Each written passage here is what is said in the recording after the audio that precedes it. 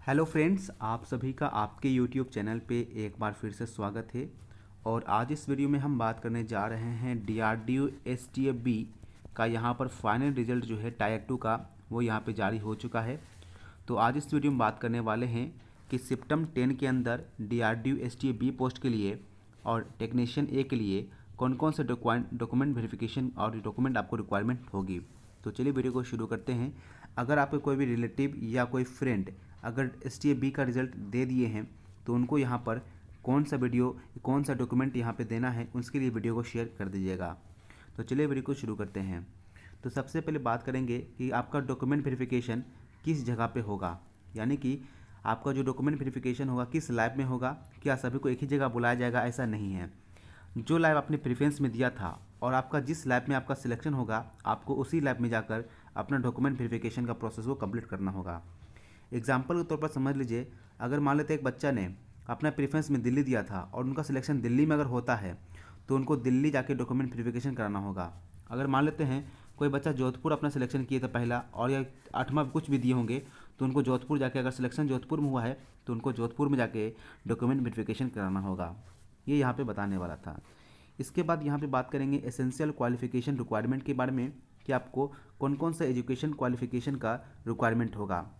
तो यहाँ पर आपको पता होगा जो STF-B का पोस्ट है इसमें टेक्निकल प्लस नॉन टेक्निकल दोनों पोस्ट के लिए वैकेंसी निकाला गया था, जिसमें कि डिप्लोमा वाले टेक्निकल में हैं और नॉन टेक्निकल के अंदर बात करते हैं तो इसमें आपका ग्रेजुएशन वाले बच्चे आ जाएंगे।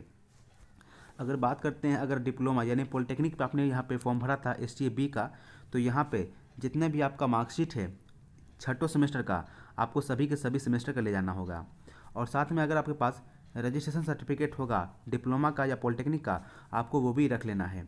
अगर आपको रजिस्ट्रेशन सर्टिफिकेट मांगेगा तो आपको देना होगा, अगर नहीं मांगेगा तो आपको नहीं देना है।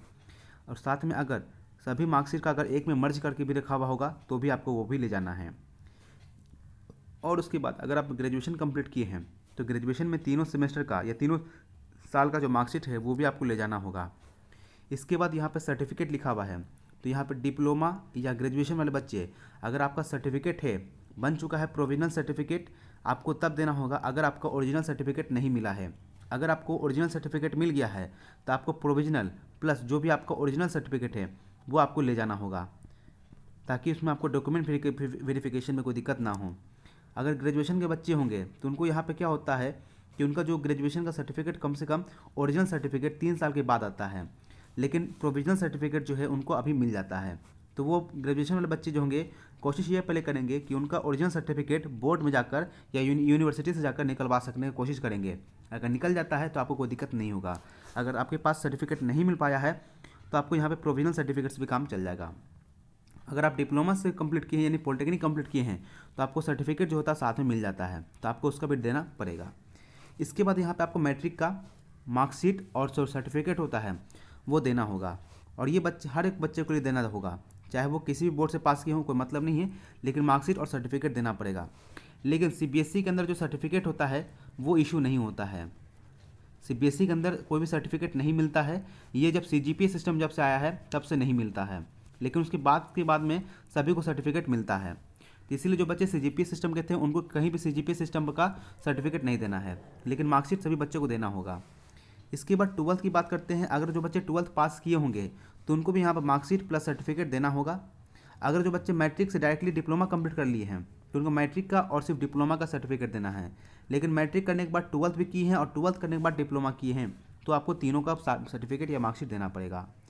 अगर आपने डिप्लोमा कंप्लीट किया है लेटरल एंट्री के माध्यम से, ITI से आपने लेटरल एंट्री एग्जाम देके डिप्लोमा पास किया है, तो आपको ITI का भी और डिप्लोमा का भी और मैट्रिक का भी तीनों का आपको सर्टिफिकेट और मार्कशीट ले जाना होगा। अगर आपने एली से बार बोला एली से अगर आपने कंप्लीट किया है तो आपको ITI का सर्टिफिकेट भी ले जाना होगा, आपको ध्यान में रखना है।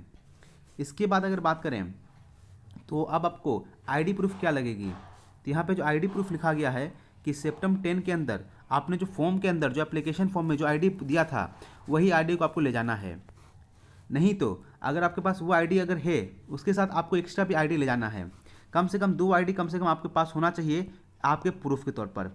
कभी कभी क्या होता है आधार कार्ड में क्या होता है आपका जो फ़ोटो होता है वो पहचान में नहीं आता है, तो इसीलिए आपके पास अगर पैन कार्ड या वोटर आईडी कार्ड या ड्राइविंग लाइसेंस या पासपोर्ट या कोई भी अदर आईडी प्रूफ आपके पास है तो कम से कम उसे ले जाएंगे। तो और जो अपने एग्जामिनेशन फॉर्म के दौरान जो आपने आईडी प्रूफ दिया था वो आपको तो ले जाना ही होगा। और साथ में अपने माता या पिता का भी आईडी प्रूफ लेके रख लीजिएगा। अगर मांग लिया तो वहाँ पे कोई दिक्कत नहीं होना चाहिए, इसलिए अपने माता या पिता का या दोनों का आपको आईडी प्रूफ लेके चले जाना है। इसके बाद आपको यहाँ पे रिजर्वेशन सर्टिफिकेट यानी कि कास्ट सर्टिफिकेट की बात करता हूँ, अगर ये एप्लीकेबल होगा तो आपको ले जाना होगा। इसमें क्या आप देखेंगे SC ST OBC physically handicap और EWS सर्टिफिकेट यानी EWS के लिए ये 4 कैटेगरी आता है जहाँ पे आपको उम्र में यहाँ पे रिजल्ट में छूट मिलता है। अगर आप SC ST से आते हैं तो आपको स्टेट या सेंट्रल गवर्नमेंट से जो भी परफॉर्मा बना हुआ होगा वो आपको सर्टिफिकेट के ले जाना होगा। लेकिन अगर हम नोटिफिकेशन की बात करूं तो नोटिफिकेशन के अंदर मेंशन किया गया है कि आपको जो कास्ट सर्टिफिकेट होना चाहिए वो सेंट्रल गवर्नमेंट के परफॉर्मा के हिसाब का होना चाहिए, और वो भी जब फॉर्म का लास्ट डेट है उस तक में आपको बना होना चाहिए। लेकिन कम से कम अगर आपके पास सेंट्रल गवर्नमेंट का नहीं बन पाया है तो अभी जाके अप्लाई करिए और अर्जेंट में उससे आप सेंट्रल गवर्नमेंट का SC ST सर्टिफिकेट या OBC सर्टिफिकेट बनवा लीजिएगा। तो कम से कम आप अपना SDM तक का जो होता है आप अपना यहाँ पर कास्ट सर्टिफिकेट बना लेंगे। ब्लॉक लेवल से जस्ट एक लेवल ऊपर कर लेना है। अगर आप DM तक का बना लिए हैं तो कोई दिक्कत नहीं, आपका ये काम अच्छा से करेगा। इसलिए आपको सेंट्रल और स्टेट दोनों का लेके जाना है। अगर सेंट्रल नहीं भी है तो स्टेट तो आपको ले जाना ही ले जाना होगा। अगर स्टेट नहीं है तो कम से कम सेंट्रल तो रखना ही पड़ेगा। इसके बाद OBC सर्टिफिकेट जो होगा ये भी स्टेट या सेंट्रल गवर्नमेंट का परफॉर्मा होगा, उसके हिसाब से आप ले जा सकते हैं। लेकिन कोशिश कीजिएगा कि सेंट्रल गवर्नमेंट का ही OBC सर्टिफिकेट आप यहाँ दें।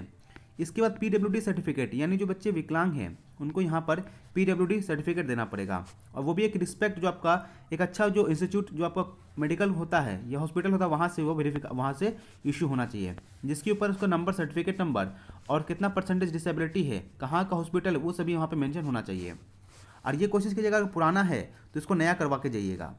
इसके बाद EWS सर्टिफिकेट की बात करते हैं तो फॉर्म 2022 में निकला था, तो यहाँ पर 2021 और 22 का जो सेशन होगा जो आपका EWS सर्टिफिकेट है 2021 और 22 का, और अगर आपने लेटेस्ट अभी बना लिया है तो वो भी EWS सर्टिफिकेट आप लेके जाएंगे, क्योंकि EWS में बच्चे का यहाँ पे अच्छा खासा रिजल्ट होता है, इसलिए आपको EWS सर्टिफिकेट पर ध्यान रखना होगा।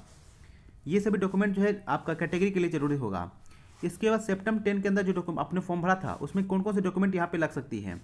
तो सबसे पहले यहाँ पे आप देखेंगे कि आपका जो एप्लीकेशन फॉर्म है जो आपने फॉर्म भरा था वो उसका हार्ड कॉपी आपको ले जाना होगा, यानी कि STP का जो फॉर्म आपने भरा था सेप्टेम्बर 10 का उसका आपको हार्ड कॉपी प्रिंट आउट करके ले जाना होगा। साथ में जो आपने एडमिट कार्ड जो आपका टायर 1 और टायर 2 का रिजल्ट का जो एडमिट कार्ड है वो भी आपको ले जाना होगा। इसके बाद आपका जो रिजल्ट है वो भी आपको टायर 1 और टायर 2 का रिजल्ट भी ले जाना होगा। अगर आपके पास टायर 2 का रिजल्ट नहीं है या टायर 1 का रिजल्ट नहीं है तो कोई दिक्कत नहीं है, लेकिन कोशिश कीजिएगा कि टायर 1 का और टायर 2 का रिजल्ट अभी निकल जाएगा, आप जाके निकाल सकते हैं, उसका भी डिस्क्रिप्शन में लिंक मिल जाएगा। इसके बाद यहाँ पे आप फोटोग्राफ की बात करते हैं तो फोटोग्राफ में कोई कंफर्म नहीं है, मुझे आइडिया इसका नहीं है, लेकिन मैंने साथ 6 से 12 पीस लिखा है, तो इस 6 और 12 पीस से ज़्यादा फोटो नहीं लग सकता है पासपोर्ट साइज फोटोग्राफ। वो भी आपका लेटेस्ट फोटोग्राफ होना चाहिए, और साथ में जो आपने फोटो जो एग्जामिनेशन में दिया था वही फोटो कम से कम कोशिश कीजिएगा उसका ही आपको यहाँ पे पीस बना के ले जाना है। इसके बाद पासपोर्ट फोटोग्राफ वही होना चाहिए, और आपका पेरेंट्स का भी यहाँ पे कम से कम फोटो रख लीजिएगा। क्या गारंटी है कि मांग भी सकता है, इसलिए पेरेंट्स का जो भी डॉक्यूमेंट आप अपने पास रख के जाइएगा। इसके बाद यहाँ पे बात करें तो कुछ इंपॉर्टेंट डॉक्यूमेंट्स यहाँ पे ये भी कहा गया है कि अगर आपके नाम में और आपके माता पिता के नाम में मैट्रिक या इंटर या डिप्लोमा के अंदर कोई भी यहाँ पे नाम में चेंज होता है तो आप कोशिश कीजिएगा कि आपको एक एफिडेविट जो होता है आपका कोर्ट से उसको कम से कम बना के आप लेके चले जाएंगे, ताकि आपका यहाँ पर डॉक्यूमेंट वेरिफिकेशन में कुछ दिक्कत ना हो, और बाद में इसको आप सुधार सकने के लिए एक ऐसा एफिडेविट मेंशन करेंगे, हम बाद में इसे सुधारवा लेंगे, लेकिन अभी इसको सही कर दिया जाए। ठीक है, ये आपको ध्यान में रखने की बात है।